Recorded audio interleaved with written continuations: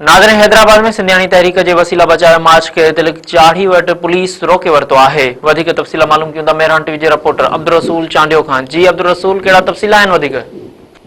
जी हाँ, बिल्कुल। अवामी तहरीक जी लेडीज़ विंग सिंधियाणी तहरीक जे सॾ ते सिंध जो वजूद ऐं वसीला बचाओ जे इनवान हेठि सिटी गेट खां निकितल जेको पैदल मार्च आहे मुख़्तलिफ़ रस्तनि खां थींदो हिन वक़्तु तिलक चाढ़ी वटि पहुतो आहे, जिते पुलिस जी जेका वॾी नफ़री आहे उन ते जेको ही मार्च आहे हिनखे रोकण जी कोशिश कई वई आहे। जॾहिं त DSP market, DSP city, SHO market, SHO cantt वॾा टाला साण करे ऐं मार्च वटि पहुता आहिनि। मार्च जी अॻुवाणी कंदड़ एडवोकेट वसंत तरी सिंधियाणी तहरीक जी मर्कज़ी सदर उमरा समूह सां हुननि ॻाल्हियूं कयूं आहिनि त जॾहिं त सिंध अंदरि 144 लागू थियल आहे, इन जे करे ही मार्च खे रोकियो वञे।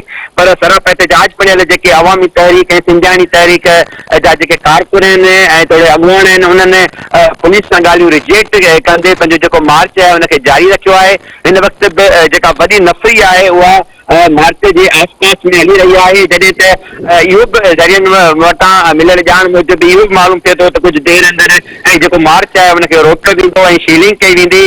पर असांजी ॻाल्हि ॿोल थी आहे मार्च जी अॻुवाणी कंदड़ एडवोकेट वसंत तरी ऐं सिंधियाणी तहरीक जी मर्कज़ी सदर उमरा समूह सां हुनजो चवणु आहे त 27वीं आईनी तरमीम कायदे आज़म मोहम्मद अली जन्नाह जे पाकिस्तान जो क़त्ल करार आहे।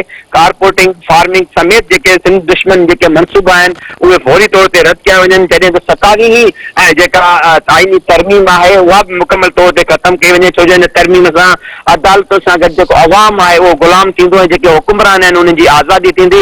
इन जे करे मुल्क में हिसाब जो जेको अमल आहे उनखे जारी सारी रखण जे लाइ 27वीं आईनी तरीमीम में जेका आहे उहे ख़तमु कई वञे। जॾहिं हुनजो चवणु आहे 144 जी सूरत में बदतरीन फ़ैसिद राज कायम करे मुल्क जे मथां राताओ हणण जी कोशिश कई पंहिंजे जेके हू रद्द कनि था। पुलिस जी केतिरी बि नफ़री हुजे पर हू जेको पंहिंजो मार्च आहे उहो जारी रखंदा। हिन वक़्तु बि जेको मार्च आहे उहो पंहिंजी मंज़िल तरफ़ रवां दवा आहे। पुलिस जी जेका वॾी नफ़री आहे उहा पिणु मार्च सां गॾु हली रही आहे। उनखे बार बार मुख़्तलिफ़ हंधनि ते रोकण जी जेका आहे उहा पिणु कोशिश कई पंहिंजे। मां तव्हांखे ॿुधाईंदो हलां त हीअ अवामी तहरीक सिंधियाणी तहरीक जी निकल जेका रैली आहे इहा सिटी गेट खां थींदी, अरईम शॉपिंग सेंटर, तिलक चाढ़ी समेत मुख़्तलिफ़ इलाइक़नि खां थींदी, प्रेस क्लब ते पहुचंदी जिते जलसो मुनक़िद थींदो। जलसे खे अवामी तहरीक जा जेके मर्कज़ी अॻुवान आहिनि, थोरे सिंधियाणी तहरीक जा जेके मर्कज़ी अॻुवान जेके औरतूं आहिनि उहे पिणु ख़िताब कंदियूं। जी अब्दुल रसूल, अवां जी महिरबानी।